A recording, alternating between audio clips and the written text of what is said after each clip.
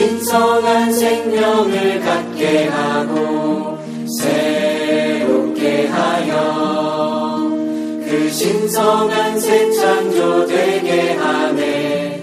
거룩해 하여 그 신성한 본성을 갖게 하고 변화시켜 그 신성한 형상을 갖게 하네. 형상 본받아 그 신성한 요소를 갖게 하고 영화롭게 해 그 신성한 형상 온전히 갖게 해. 하나님의 유기적 구원 생명 안에 왕노릇하게 해. 영원한 경륜 성취해 신성한 목적에 이르게 해.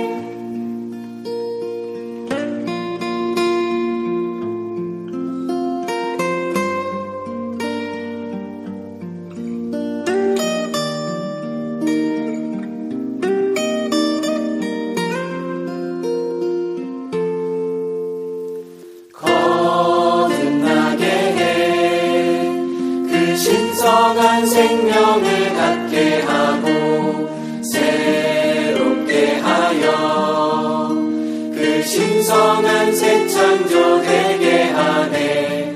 거룩해 하여 그 신성한 본성을 갖게 하고 변화시켜 그 신성한 형상을 갖게 하네. 형상 본받아 그 신성한 요소를 갖게 하고 영화롭게 해 그 신성한 형상 온전히 갖게 해. 하나님의 유기적 구원 생명 안에 왕노릇하게 해. 영원한 경륜 성취해 신성한 목적에 이르게 해.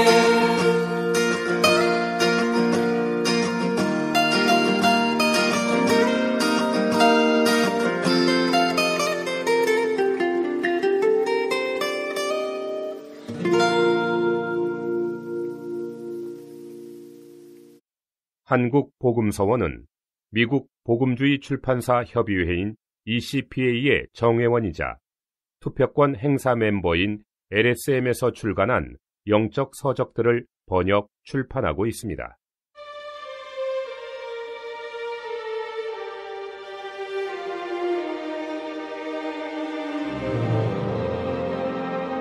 균형 잡힌 그리스도인. 십자가의 시간성, 십자가의 영원성. 우리는 십자가를 생각할 때마다 우리 속에서 놀라움을 금치 못합니다. 우리가 주 예수 그리스도의 구속을 생각할 때마다 우리의 마음은 한 면에서는 너무나 슬프지만 또 한 면에서는 기쁩니다.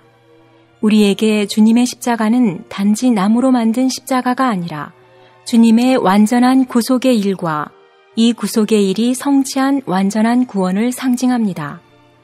나는 주님을 갓 영접하고 나서 종종 구약시대에는 주 예수님께서 아직 죽지 않으셨는데 그때의 사람들은 어떻게 구원을 받았을까 궁금했었습니다. 그때 나는 주님 안에서 어린아이였기 때문에 이 문제는 나에게 너무나 난해한 것이었습니다. 근래에 나는 십자가의 신선한 능력이 믿는 이들에게서 나타나는 것을 그다지 많이 보지 못했습니다. 그들에게 주 예수님의 죽음은 아주 오래전 1900년보다 더 이전에 일어난 일이고 지금은 아무 능력도 없는 것 같습니다. 최근에 아버지께서 십자가의 영원성을 나에게 보여주신 것을 감사드립니다. 나는 앞에서 언급한 두 가지 사상 때문에 하나님의 성도들이 마땅히 십자가의 영원성에 대한 가르침을 알아야 한다고 생각했습니다. 만일 우리가 십자가가 여전히 새롭다는 것을 깨닫는다면 어떻게 십자가로 인해 큰 감동을 받지 않을 수 있겠습니까? 주 예수님의 죽음과 옛 언약과 새 언약 사이의 관계. 우리는 먼저 히브리서 9장 15절부터 17절까지를 볼 필요가 있습니다. 이로 말미암아 그는 새 언약의 중보자시니 이는 첫 언약 때 범한 죄에서 속량하려고 주구사 부르심을 입은 자로 하여금 영원한 기업의 약속을 얻게 하려 하심이라. 유언은 유언한 자가 죽어야 되나니 유언은 그 사람이 죽은 후에야 유효한즉 유언한 자가 살아있는 동안에는 효력이 없느니라. 이 구절들은 그리스도의 십자가의 죽음과 옛 언약과 새 언약 사이의 관계를 말해줍니다. 옛 언약의 때에도 사람이 죄를 범하면 오늘날의 사람들과 마찬가지로 구주가 필요했습니다. 사람이 범죄하고 하나님의 용서를 받지 못한다면 그는 자기의 죄의 형벌을 스스로 담당해야 했습니다. 하나님은 다만 사람을 긍휼히 여기신다는 이유로 사람의 죄를 용서하실 수 없습니다. 그렇게 하신다면 하나님은 불의하신 것입니다. 이러한 이유 때문에 하나님은 사람을 구속하기 위해 대체하는 방법을 세우셨습니다. 구약시대에 하나님은 사람의 죄들을 속죄하기 위해 많은 희생 제물을 사용하셨습니다. 많은 동물들이 사람을 대신하여 죽었기 때문에 사람은 하나님께 공의롭게 용서받을 수가 있었습니다. 속죄라는 단어는 히브리어로 가리다라는 의미입니다. 구약에서 속죄는 사람의 죄들을 동물의 피로 단지 가린 것에 불과했습니다. 이것은 성경에서 황소와 염소의 피가 능히 죄를 없이 하지 못함이라 라고 분명히 말하기 때문입니다. 그러므로 때가 찼을 때 하나님께서 그분의 아들을 세상에 보내셔서 사람을 대신하여 죽게 하셨습니다. 그분께서 한 번 자신을 들이심으로 영원한 구속의 구원을 성취하셨습니다. 그분은 세상 죄를 지고 가는 하나님의 어린 양이셨기 때문에 구약에서 황소와 염소의 피로 없애지 못한 죄들이 그분의 죽음으로 말미암아 제하여졌습니다. 그리스도의 죽음은 역사에서 위대한 한 획을 그었습니다. 그분의 죽음은 옛 언약과 새 언약의 시대를 나누었습니다. 그분의 죽음 이전은 구약 시대이고 그분의 죽음 이후는 신약 시대입니다. 우리가 앞에서 읽은 성경 구절이 이 요점을 다룹니다. 이 세 구절의 말씀은 주 예수님의 죽음이 새 언약 그리고 옛 언약과 어떤 관계가 있는지 설명하고 있습니다. 15절은 그분께서 어떻게 중보자가 되셨는지 보여주며 16절과 17절은 그분께서 어떻게 유언을 남기신 분이 되셨는지 보여줍니다. 우리는 이미 옛 언약 안의 모든 사람들이 다 죄인이라는 것을 보았습니다. 비록 그들이 그들의 죄들을 속죄하기 위해 동물들을 하나님께 드렸지만 그들의 죄들은 단지 가려질 뿐이었고 여전히 제해지지는 못했습니다. 그때 하나님은 그들의 죄들을 분명 용서하셨는데 이것은 하나님께서 많은 희생제물들의 피를 통하여 미리 그분의 아들의 피와 그 효능을 보셨기 때문이었습니다. 그러나 주 예수님께서 죽지 않으셨다면 하나님은 옛 언약 안의 죄의 문제를 여전히 해결하실 수 없었을 것입니다. 죄는 반드시 제거되어야만 합니다. 그리고 그리스도께서 죽으셨을 때 옛 언약 아래의 죄는 다 제거되었습니다. 우리는 또한 주님의 죽음과 옛 언약의 관계를 다른 각도에서 볼 수 있습니다. 모든 언약에는 다 요구 조건이 있습니다. 옛 언약에도 그 요구가 있습니다. 사람이 이 요구에 미치지 못하면 그것이 바로 죄를 범하는 것이었습니다. 그리고 죄의 형벌은 죽음입니다. 그러므로 주 예수님은 옛 언약 안의 사람들을 대신해 죽으시고 그들을 죄들에서 구속하셔야 했습니다. 그분은 옛 언약의 모든 요구들을 이루셨고 옛 언약을 종결하셨고 새 언약의 시작을 가져오셨습니다. 그리스도는 그분의 죽음을 통하여 사람들을 옛 언약 안에서 범한 죄들에서 구속하셨고 새 언약의 중보자가 되셨습니다. 그리스도께서 새 언약의 중보자가 되신 것은 옛 언약 안에 있는 사람들의 죄들을 구속하신 것에 근거합니다. 본래 사람은 영원한 기업의 약속을 받기로 되어 있었지만 죄 때문에 영원한 기업을 받을 수 없게 되었습니다. 그러나 이제 주 예수님께서 죽으셨고 사람은 구속되었으며 부름받은 자들은 영원한 기업을 얻을 자격을 가지게 되었습니다. 이같이 주 예수님은 십자가의 죽음을 통하여 중보자가 되셨습니다. 다시 말하면 한 면에서 그분은 옛 언약의 죄들을 끝내셨고 또 다른 면에서 새 언약의 축복을 가져오셨습니다. 이 모든 것들이 주 예수님께서 중보자가 되신 것과 관계가 있습니다. 다음으로 우리는 주 예수님께서 유언을 하신 분이라는 것을 생각해 보아야 합니다. 유언이라는 단어는 원문에서 언약으로 되어 있습니다. 앞에서 우리는 우리에게 언약의 법이 있고 그 법을 범한 모든 사람은 죽는다고 말하였습니다. 그래서 그리스도는 우리를 구속하기 위해 죽으셨습니다. 이제는 언약의 유언에 대해 생각해 보고자 합니다. 유언은 유언한 사람이 자신이 죽을 때 그의 소유를 그의 상속자에게 주겠다고 정한 것입니다. 주 예수님은 유언을 남기신 분입니다. 이 시대와 다음 시대의 모든 축복은 다 그분께 속한 것입니다. 그분은 옛 언약 안에 있는 사람들의 죄들을 기꺼이 담당하기 원하셨고 지금은 또한 새 언약 안에 약속된 모든 것을 전해주기 원하십니다. 사람들을 죄들에서 구속하기 위해 그분은 죽으셔야 했습니다. 또 사람들이 유언을 받도록 하기 위해서도 그분은 죽으셔야 했습니다. 어떤 사람이 유언을 하였을지라도 그가 살아있는 동안에는 그 유언이 효력을 가지지 못합니다. 반드시 그가 죽어야 상속자가 유업을 상속받을 수 있습니다. 여기서 우리는 그리스도의 죽음과 옛 언약과 새 언약 사이에 심오한 관계를 보게 됩니다. 요약하면 그분의 죽음이 없다면 옛 언약도 새 언약도 없습니다. 그분의 죽음이 없다면 옛 언약도 완전하지 않게 되는데 그 이유는 옛 언약의 율법의 요구가 만족되지 않기 때문입니다. 그분의 죽음이 없다면 새 언약이 있을 수 없는데 그 이유는 새 언약의 축복이 부름받은 사람들에게 전달될 길이 없기 때문입니다. 그러나 주님께서 죽으셨기 때문에 그분은 첫 번째 언약을 종결하셨고 두 번째 언약을 세우셨습니다. 참으로 새 언약은 그분의 피로 말미암아 세운 것입니다.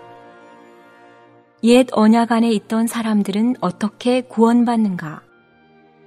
앞에서 언급한 것과 같이 황소와 염소의 피가 죄를 제거할 수 없다면 옛 언약 안에 있던 사람들은 어떻게 구원받을 수 있습니까? 바로 십자가에 의해서입니다. 사람이 죄를 범했기 때문에 오직 사람만이 죄의 구속을 성취할 수 있습니다. 동물이 비록 순전하고 조금도 흠이 없다 하더라도 사람을 죄들에서 구속할 수 없습니다. 그렇다면 레위기 17장에서 하나님은 왜 동물의 피가 사람을 구속할 수 있다고 약속하셨습니까? 여기에는 매우 심오한 의미가 있습니다. 율법의 일은 장래일의 그림자이나 몸은 그리스도의 것입니다. 그러므로 구약시대의 희생제물은 다 그리스도를 가리키는 것이었습니다.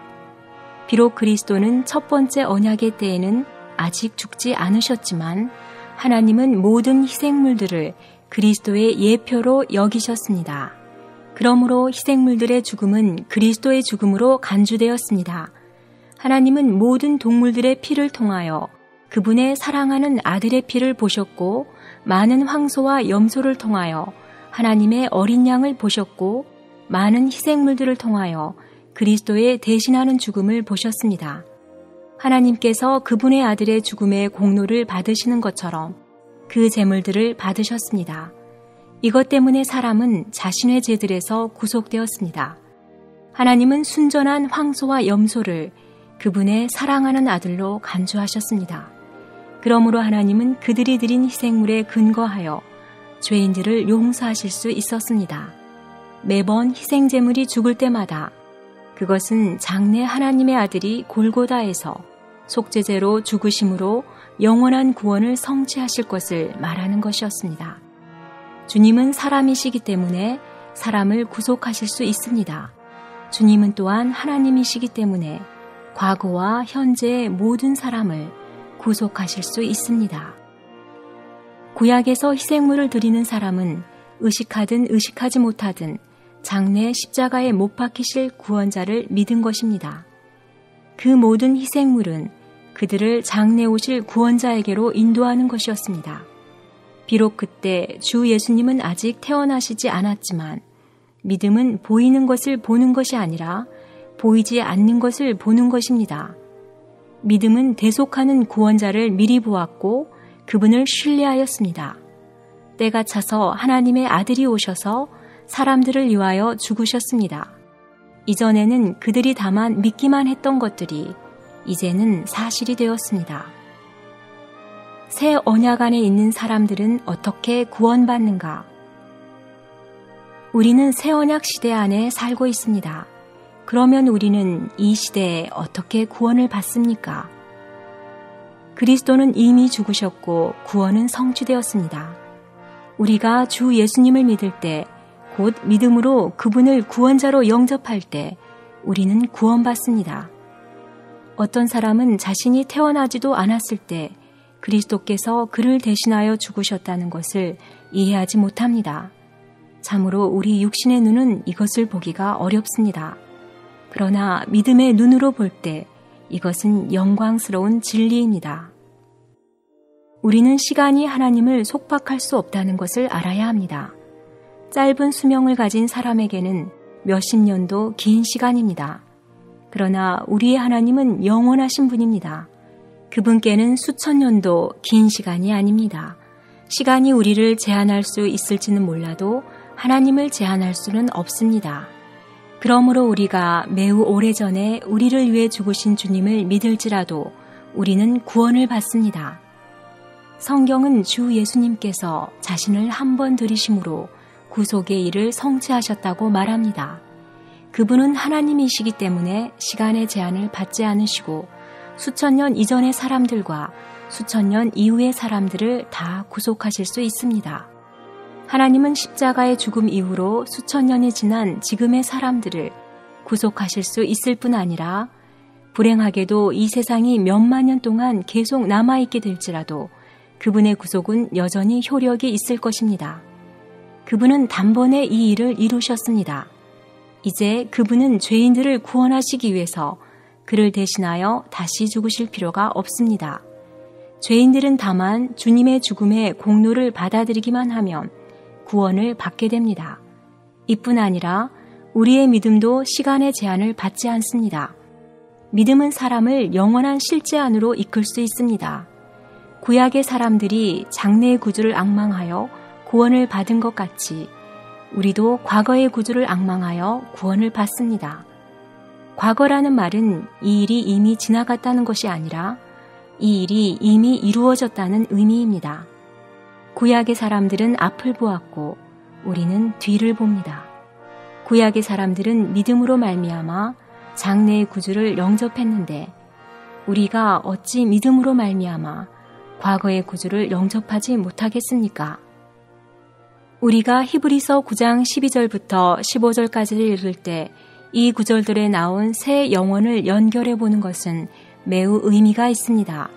주님은 영원한 구속을 이루기 위해 영원하신 영으로 말미암아 자기를 하나님께 드리심으로 우리에게 영원한 기업을 주셨습니다.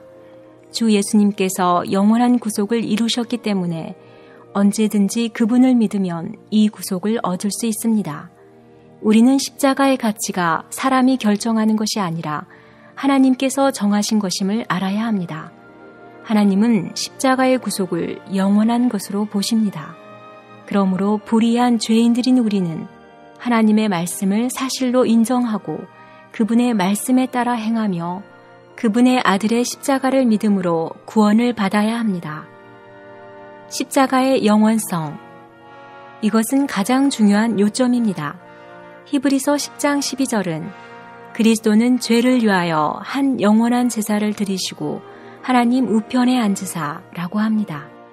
한이라는 단어는 죄를 위한 주님의 희생이 완전하다는 것을 의미합니다.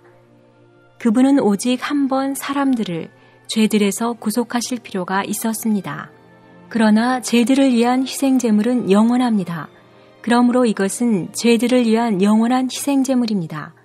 이것은 죄들을 위한 이 희생제물의 효능이 영원할 뿐 아니라 제물 자체도 영원하다는 것을 의미합니다. 그리스도께서 부활하시고 영원토록 살아계실 뿐 아니라 그분의 십자가도 영원히 존재합니다. 십자가의 영원성을 깨닫기 바랍니다. 십자가는 1900여 년 전에 지나간 사건이 아니라 오늘도 여전히 신선합니다. 요한계시록 13장 8절은 죽음을 당한 어린 양의 생명책에 창세 이후로 이름이 기록되지 못하고 라고 말합니다. 헬라어 원문에 따르면 이 구절은 어린 양이 창세 이후로 죽음을 당하셨다고 해야 더욱 정확한 번역입니다. 우리의 주님은 창세 이후로 오늘날까지 그리고 영원토록 죽음을 당한 어린 양이십니다. 그분께서 보시기에 십자가는 단지 모년 모월, 모일 모시의 사건이 아니라 창세 이후로부터 지금까지 계속 존재해 온 것입니다. 그분은 사람을 창조하실 때부터 장래의 구속의 대가를 미리 아셨습니다. 주님은 그분의 능력으로 사람을 창조하신 것처럼 그분의 보혈로 사람을 구속하셨습니다. 그분은 사람을 창조하실 때부터 십자가에 못 박히신 것 같습니다. 수천 년 동안 그분은 기나긴 십자가의 고난을 견디셨습니다. 그분께서 골고다 언덕 위에서 한 번 죽으신 것은 하나님의 영께서 오랫동안 담당해 오셨던 질고를 표명했습니다. 이것은 어떠한 은혜인지요. 우리가 이 심오한 뜻을 어떠한 말로 표현할 수 있겠습니까? 주 예수님은 하늘의 영광을 떠나시기 전부터 심지어 영광 안에 계실 때에도 십자가의 고난을 아셨습니다.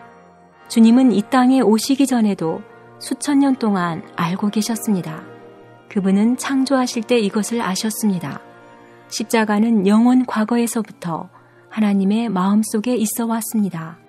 하나님은 장래에 창조할 사람이 타락할 것을 아셨기 때문에 인간적으로 말해서 그분의 마음이 매우 아프셨을 것입니다. 그분은 이처럼 사람을 사랑하셨기 때문에 창세 이전에 그리스도께서 우리를 대신하여 죽으실 것을 예정하신 것입니다. 마침내 그리스도께서 우리 죄를 담당하시기 위하여 한 번 나타나셨지만 그분은 세상에 대한 사랑 때문에 세상을 창조하신 이후로 이미 수천 번 십자가에 못 박히신 것처럼 슬퍼하고 아파하셨습니다. 안타깝게도 많은 사람들은 지금도 그분의 마음을 슬프게 하며 거듭거듭 그분을 십자가에 못 박고 있습니다. 우리가 이러한 그분의 사랑을 깨달을 때 우리의 마음은 놀라며 그분을 경외하지 않을 수 없습니다. 이것이 하나님의 마음입니다. 우리가 이것을 안다면 어찌 하나님을 더욱 사랑하지 않겠습니까? 그러므로 사람이 보기에 구약의 사람들은 장래의 십자가를 믿고 신약의 사람들은 과거의 십자가를 믿는 것 같지만 사실 십자가는 시간의 제한을 받지 않습니다. 신약의 십자가가 현재의 것일 뿐 아니라 구약의 십자가도 현재의 것입니다. 주님께서 우리의 눈을 열어주셔서 십자가가 시간의 제한을 받지 않는다는 것을 보여주시기 원합니다.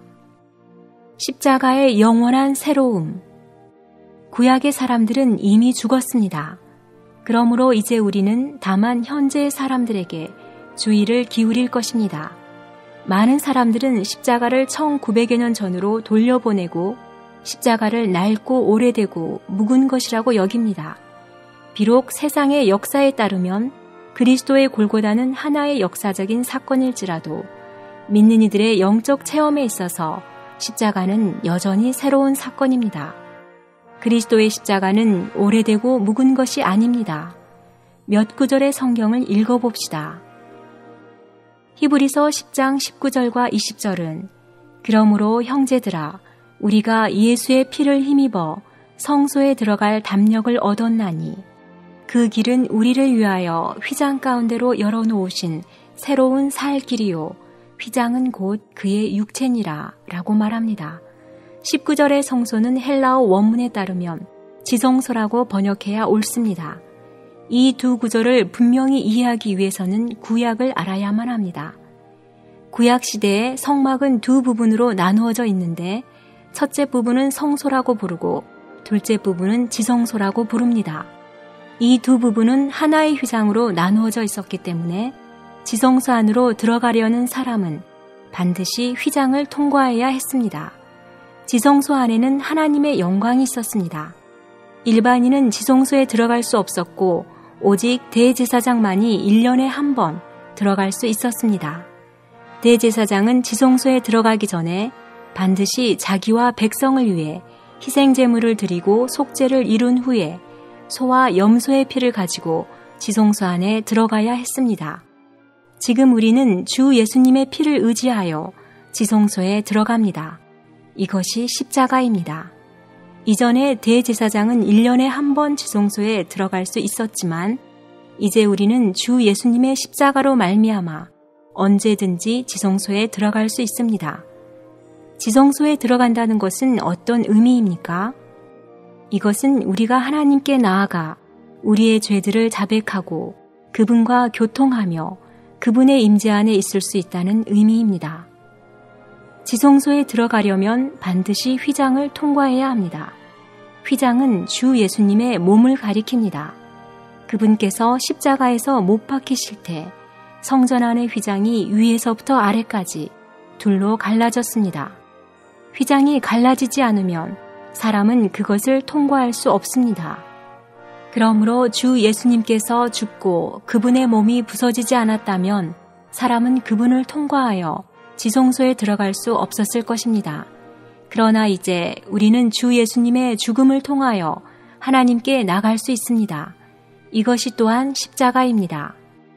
성경은 우리에게 이 휘장 가운데 열린 길이 주 예수님께서 우리를 위해 열어놓은 것이라고 말합니다. 참으로 그분은 우리를 구속하기 위하여 그분의 목숨을 기꺼이 버리셨습니다. 우리는 이 길이 새롭고 산 길이라는 것에 주목해야 합니다. 원문에서 새라는 단어는 어떤 것이 제물이나 희생물로서 새롭게 드려진 것을 가리킵니다. 여기서 우리는 십자가가 영원히 새롭다는 것을 봅니다. 대제사장은 작년의 제물이나 희생물을 의지할 수 없었습니다. 대제사장은 새로운 제물과 새로운 희생물의 피를 가져야만 지성소에 담대히 들어갈 수 있었습니다. 지금 우리는 어떻습니까? 우리는 주님의 피를 의지하여 주님의 몸을 거쳐서 하나님의 면전에 나갑니다. 이제 우리는 하나님 앞에 나아갈 때마다 새롭게 희생물을 드릴 필요가 없습니다. 우리의 희생물은 영원히 새롭습니다. 주 예수님의 십자가는 시간이 흘러도 낡아지지 않습니다. 주 예수님의 십자가의 신선함은 그분께서 십자가에 못 박히셨을 때처럼 지금도 그리고 영원토록 새롭고 신선합니다. 우리는 하나님께 나아갈 때마다 주님의 십자가의 신선함을 느낄 수 있습니다. 구약 시대에는 대제사장이 새로 드린 희생물의 신선한 피가 없이 하나님 앞에 나간다면 그는 죽고 말았습니다. 만일 하나님께서 구속하는 주님의 죽음을 영원히 새로운 것으로 보시지 않는다면 우리는 오래전에 멸절되었을 것입니다. 그러나 주님께 감사합시다. 주님 앞에서 십자가는 영원히 새롭습니다. 주님은 십자가에 못 박히신 일을 새롭게 성취하신 일로 여기십니다. 이 길은 또한 산 길입니다. 이 단어는 또한 영원히 산 길이라고도 번역할 수 있습니다. 이 길은 새롭게 드려진 길이며 또한 영원히 산 길이기도 합니다. 그리스도는 죽고 부활하심으로 우리를 위하여 구원을 이루시고 우리를 하나님께로 이끄셨습니다. 우리는 그리스도께서 이미 부활하셨고 그분의 부활이 참으로 오늘날까지 지속되고 있는 것을 알아야 할 뿐 아니라 또한 그리스도께서 이미 죽으셨고 우리를 대신하신 그분의 죽음이 오늘날까지 지속되고 있는 것도 알아야 합니다. 그리스도께서 이 세상에 사실 때 가장 큰 두 가지 사건은 바로 그분의 죽음과 부활이었습니다. 이 두 가지는 결코 지나간 시대의 사건이 아니며 오늘날에도 여전히 새롭고 신선합니다. 우리에게는 이렇게 신선하신 구속하시는 구원자가 계십니다. 그러므로 우리는 그분을 영접하고 그분을 통하여 하나님께 나아가 죄들을 용서받고 축복을 얻어야 합니다. 요한계시록 5장은 요한이 어떻게 하늘에 계신 주 예수 그리스도를 보았는지를 기록하고 있습니다. 요한은 내가 또 보니 보좌와 네 생물과 장로들 사이에 한 어린 양이 서 있는데 일찍이 죽음을 당한 것 같더라 라고 합니다. 이것은 미래의 그림입니다. 요한이 하늘에 계신 주님을 보았을 때는 주님께서 골고다에서 죽으신 지 오랜 시간이 지난 후였습니다. 그러나 주님은 일찍이 죽음을 당하신 분과 같았습니다.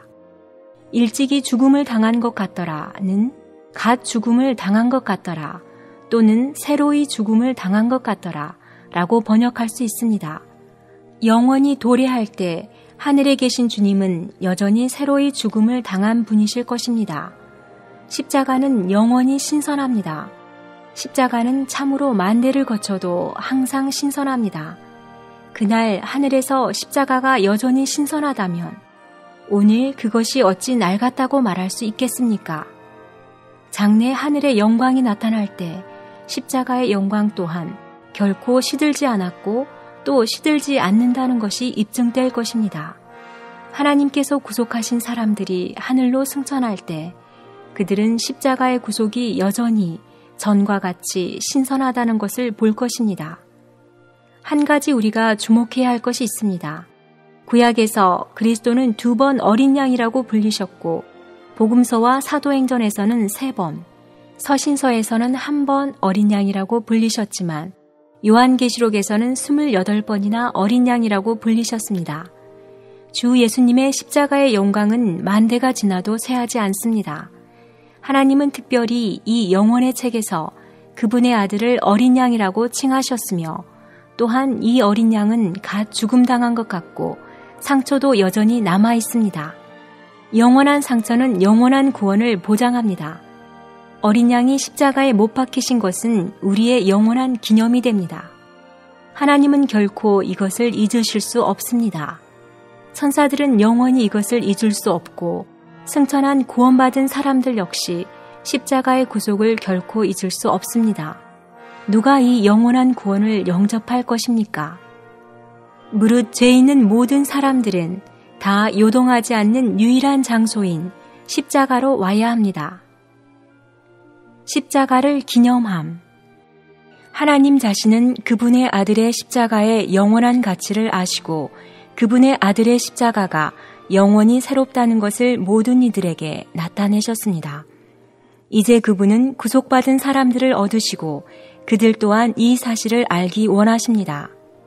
십자가의 영원한 새로움을 깨달을 때 이것은 우리에게 능력과 사랑과 승리와 인내를 가져다 줍니다.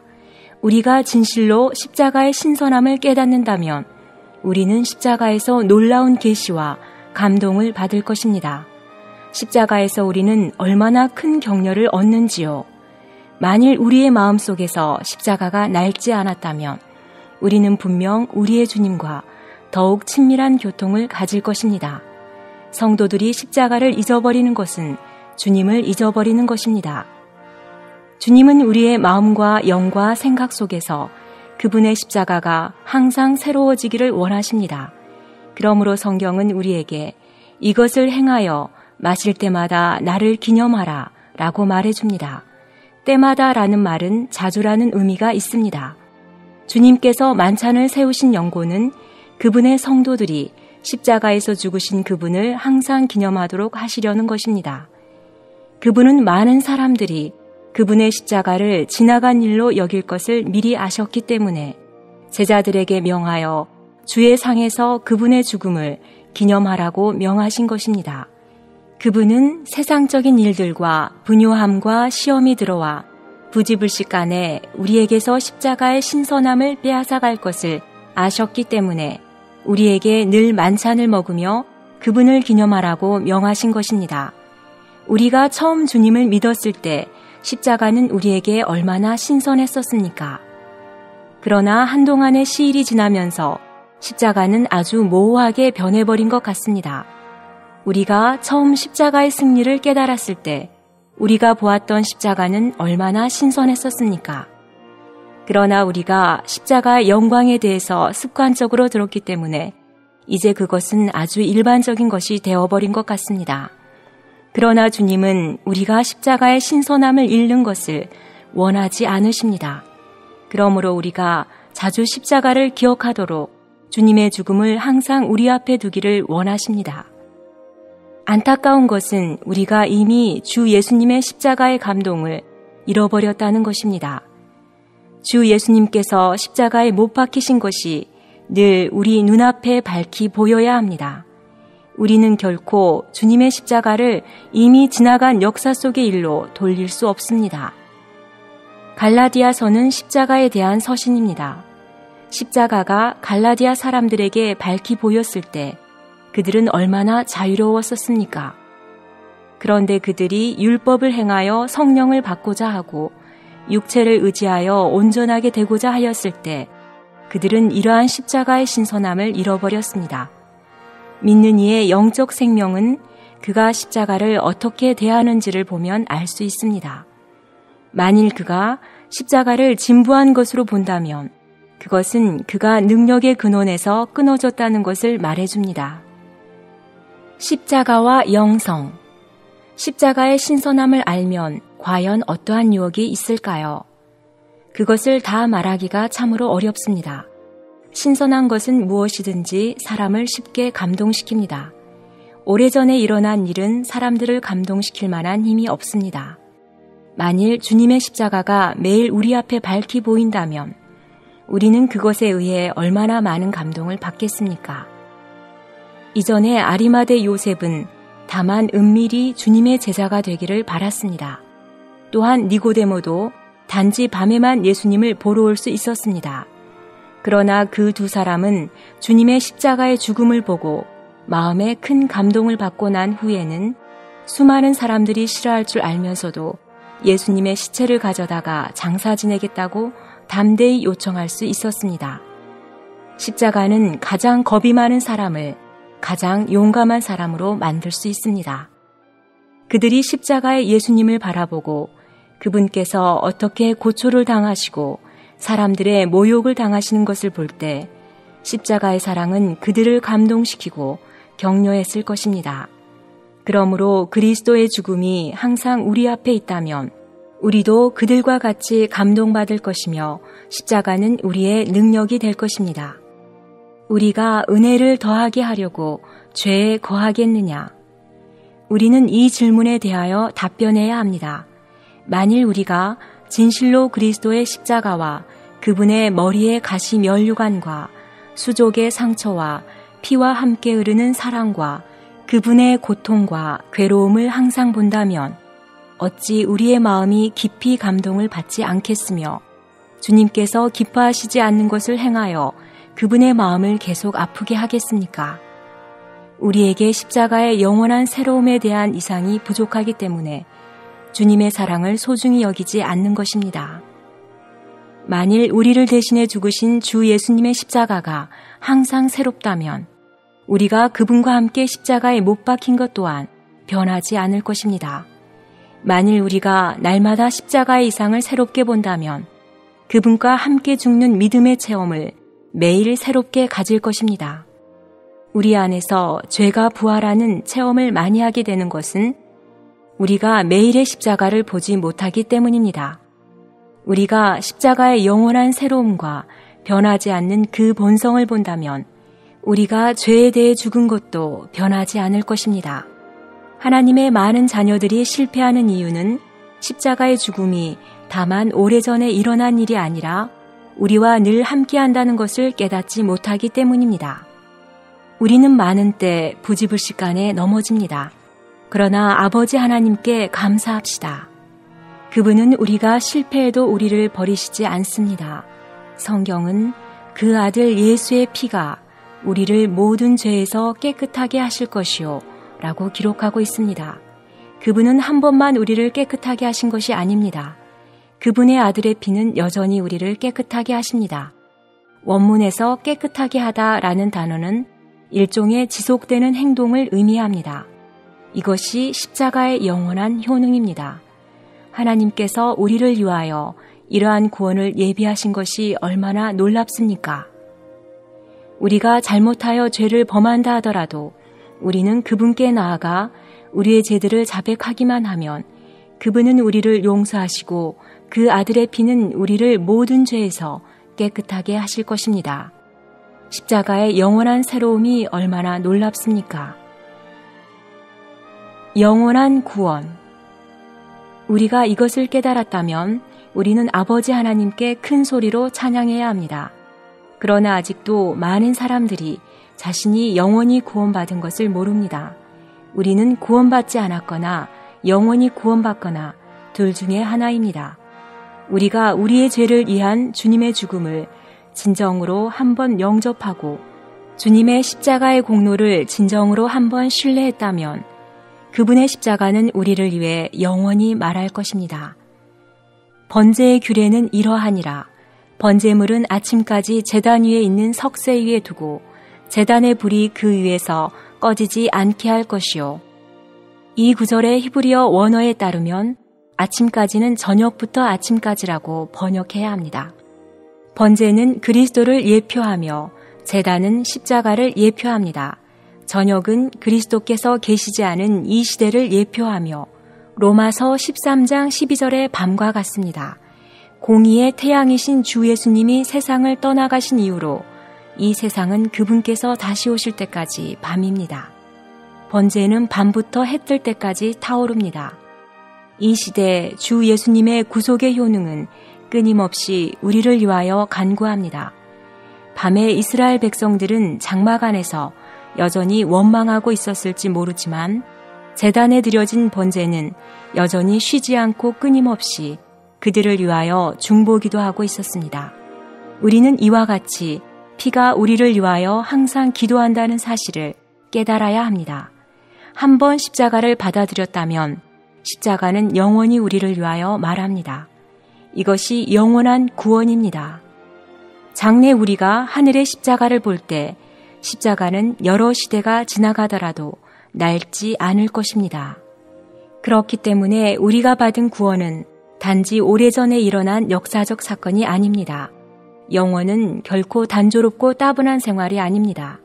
영원은 장구한 세월일지 모르지만 십자가의 영광을 빼앗아가지 못할 것입니다. 하나님은 영원 안에서 우리를 위하여 십자가의 영광을 조금씩 나타내실 것입니다. 주여, 우리에게 십자가의 영원한 새로움을 가르쳐 주소서. 하늘의 천사들은 무엇 때문에 주님을 찬미했습니까? 죽음을 당하신 어린 양은 능력과 부와 지혜와 힘과 존귀와 영광과 찬송을 받으시기에 합당하도다. 천사는 죽음을 당하신 어린 양을 찬양했습니다. 그날 우리도 주님의 십자가로 말미암아 주님을 영원히 찬송할 것입니다. 십자가는 오늘 이 땅에 있는 성경의 주제이며 장래에는 그분께 영광을 돌리고 찬양하는 이유가 될 것입니다. 형제들이여, 십자가는 얼마나 신선합니까? 십자가는 시간의 제한을 받지 않습니다. 십자가는 낡아지는 것이 무엇인지 모릅니다. 우리가 끊임없이 십자가의 감동을 받기 원하며 일생 동안 그 안에 잠겨지기를 바랍니다. 오, 나는 우리를 위한 십자가의 능력을 하루라도 잃어버리기를 원하지 않습니다. 오, 나는 날마다 십자가가 우리 안에 더 깊이 운행하기를 원합니다. 아버지 하나님께서 우리의 눈을 열어주셔서 그분의 아들의 십자가에 감추어진 비밀을 우리에게 보여주시기를. 내게는 우리 주 예수 그리스도의 십자가 외에 결코 자랑할 것이 없으니.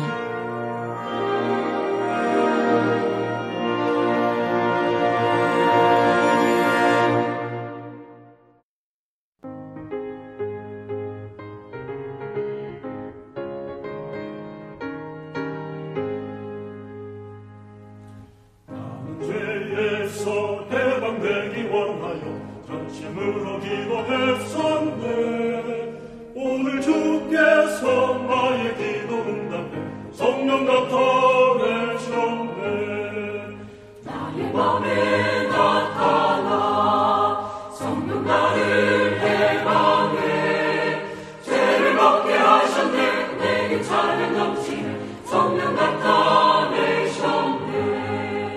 나는 강하길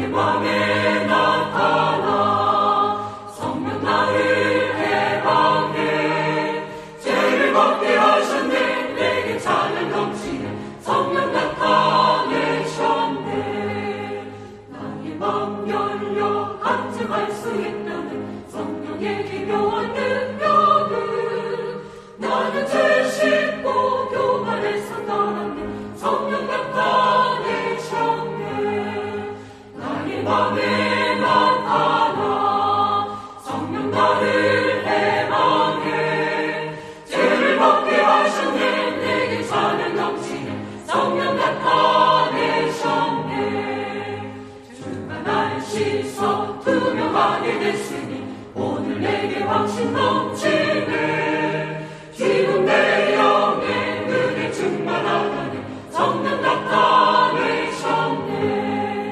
나의 맘에 나타나 성령 나를 해방해 죄를 벗게 하셨네 내게 찬양 넘치는 성령 나타내셨네 본 메시지가 수록된 도서에 관심 있으신 분들은 인터넷 검색창에 한국복음서원 쇼핑몰 또는 1600-3191로 전화 주시면 감사하겠습니다. 리디북스에서 전자책으로도 구입이 가능합니다.